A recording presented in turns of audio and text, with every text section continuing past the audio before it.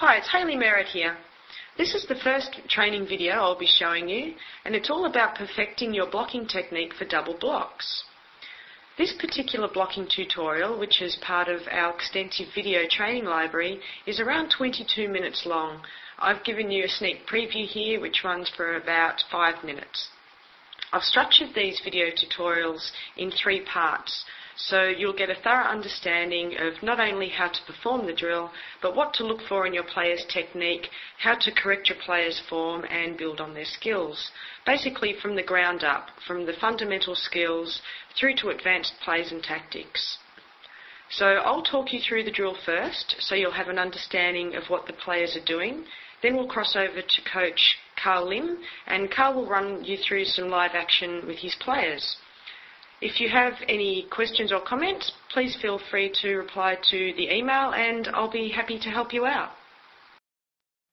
An impenetrable double block is a great skill to have in your team's arsenal. It severely limits your opponent's options and more often than not will force them to put the ball where you want it. The purpose of this drill is to practice the correct blocking techniques for double blocks and build your team's ability to be able to consistently deliver seamless, impassable double blocks. Make sure you watch for drift. Drift is when the middle blocker jumps too early and drifts while in the air into the outside blocker.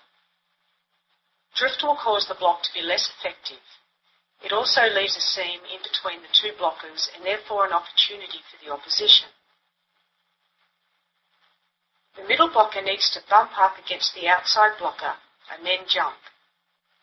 Timing is critical, and only lots of practice will get it right. Remember that the outside blocker should be the one who determines the position of the block on the court. The middle blocker's job is to bump up to the outside blocker and then jump.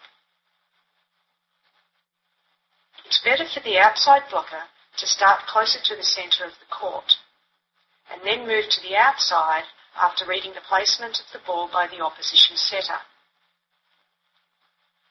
The reason for this is if the outside blocker starts too far on the side, he can't move into court because the middle blocker has already started moving towards the outside blocker, and they would potentially run into each other. So it's far better for the outside blocker to start closer to the centre, then move to the outside, and the middle blocker just follows him. You'll see exactly how and why this is important when you see the coach's video critique for this drill. That's the real gold in being able to demonstrate the proper execution of these skills for you on video, because it makes it much simpler and easier for you to understand and apply these skills to your own game.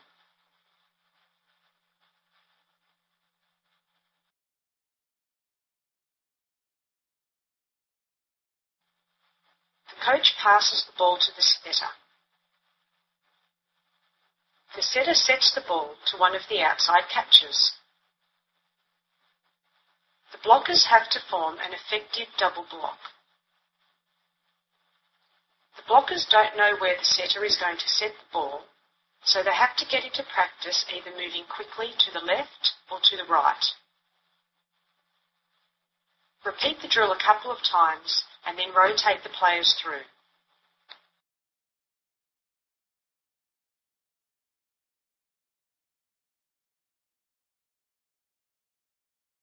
Okay, the aim of the next drill is to demonstrate that a middle blocker will make choices depending on where the ball is going to go. Same as at the last drill, middle player will move to either the left or the right side to form a double block. As a setter, the choices are there, forward set or back set, and what we want is to be able to get good form on the double block depending where the ball's going. Like I emphasise, smaller blockers, swing blocking is also acceptable, but the bigger blockers, generally the side steps is pretty much good enough to be able to form a neat double block, and hoping the player will either hit past the blockers or we'll get some hands to the ball. So we'll demonstrate now on how we control our middle blockers and the outside blockers forming a nice neat block. middle players, you'll stay for 2 balls. Yep. Like the last drill, we'll have the non-blocker will fall back into.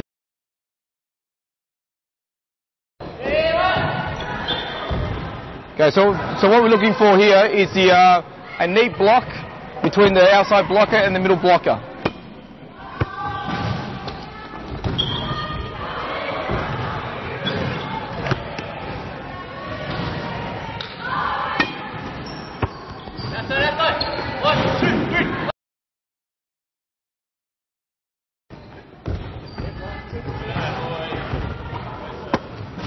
Okay, blockers, we still got too far apart from each other. Okay, make sure we start 1.5 meters into court, outside blocker, into court, so we get either a side step or we get a cross step and block. So we want closer in together, closer in. I'll get Alex and also Kevin to come closer into the court. Okay.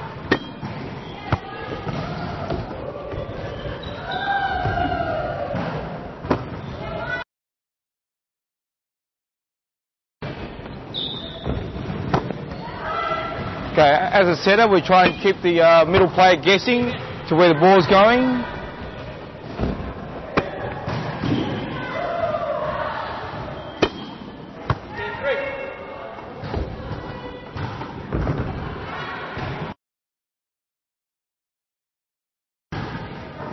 Okay guys, we still got outside blocker, middle player, you've got about 1 metre gap between where the ball should be. So we want to close up a bit more. So middle blocker, the aim is not to float into a blocking position, but get there, bump up, shoulder to shoulder, and push over without floating in the air. Okay?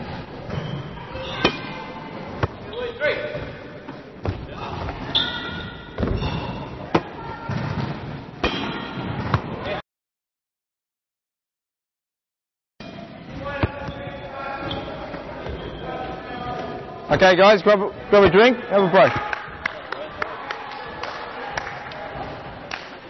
Okay, as you notice, blocking is very tedious. We want players to really focus on what they need to do, make it really simple, but also make it effective for the team.